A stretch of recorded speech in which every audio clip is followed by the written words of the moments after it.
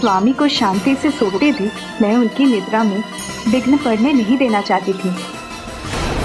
मेरी स्थिति का लाभ उठाकर उस दुष्ट आसुरी काक ने अपनी नुकीली चोंच से मुझ पर प्रहार कर दिया।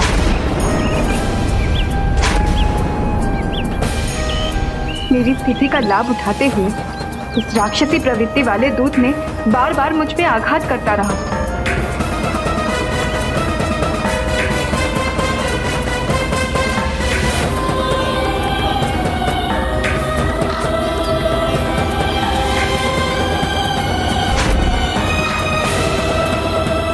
और अंत में उस दुष्ट ने मुझे आघात कर दिया।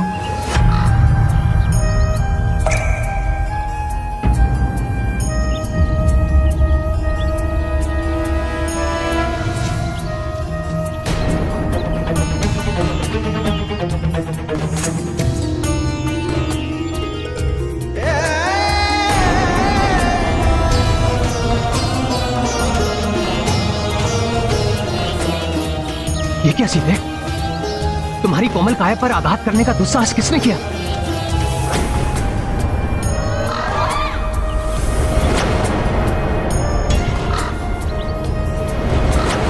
तो इस दुष्ट का कृत्य है ये।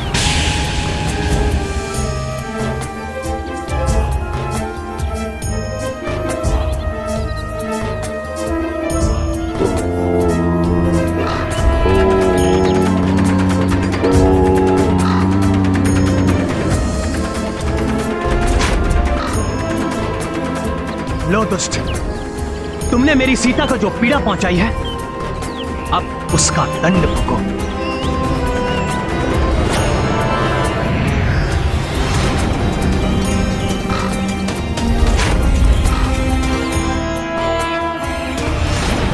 अर्थात माता, प्रभु ने काकासुर पर ब्रह्मास्त्र का वार किया।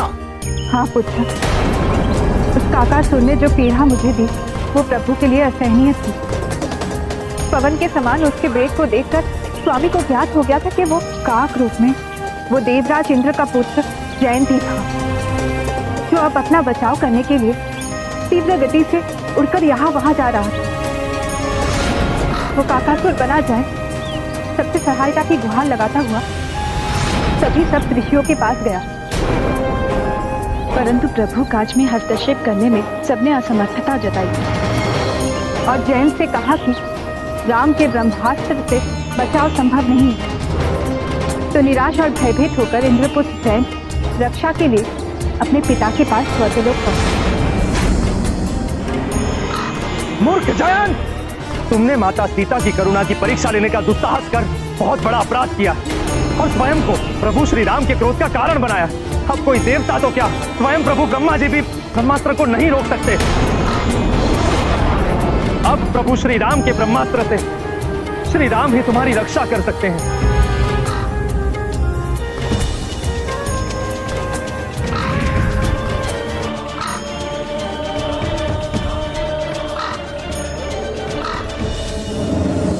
क्षमा कीजिए प्रभु, क्षमा कीजिए।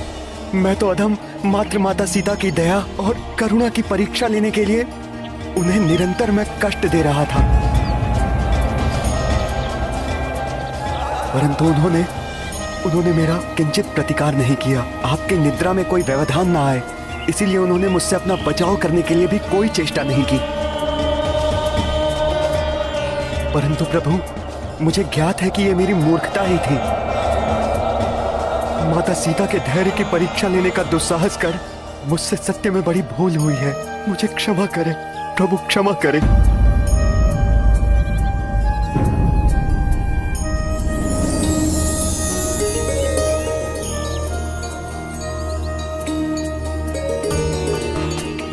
तुमने अपना दोष स्वीकार किया जयंत, मैं इसकी सराहना करता हूं, परंतु मैं अपने ब्रह्मास्त्र को रोक नहीं सकता। वो व्यर्थ नहीं जा सकता। मैंने जो अपराध किया है उसका दंड तो मुझे अवश्य मिलना चाहिए प्रभु। मेरे दाहिने नेत्र की दृष्टि सर्वप्रथम आप दोनों पर पड़ी थी, जिसके कारण मेरे मन में मूर्खतापूर्ण कुविचार जागृत हुआ। हे प्रभु, आप कृपा कर अपने ब्रह्मास्त्र को मेरे इसी नेत्र पर केंद्रित कर मुझे दंडित करें। परंतु मेरे प्राण मत हरिए।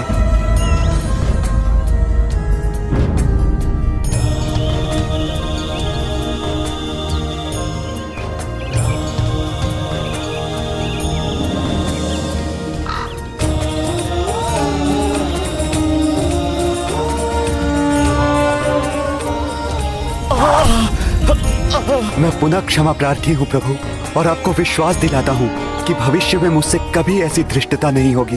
जयंत, तुम अपने कृत्य पर लज्जित हो और तुमने क्षमा याचना भी की है, इसलिए मैं तुम्हें वर देता हूँ कि तुम अपने एक नेत्र से ही वो सब देख सकोगे जो दोनों नेत्रों वालों की दृष्टि से अदृश्य रहता है। तुम सभी पितरों और अन्य असंतुष्ट आत्माओं के दर्शन करने में सक्षम रहोगे। तुम्हें दीर्घ आयु प्राप्त होगी, और जो भी अपने पुरखों को सम्मानित करते समय अर्थात पितृपक्ष में तुम्हें भोजन देगा, उसके पितृ उससे संतुष्ट रहेंगे और शांति प्राप्त करेंगे।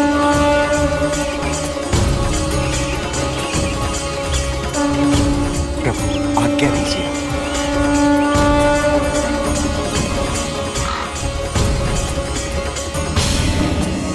अच्छा माता, इसीलिए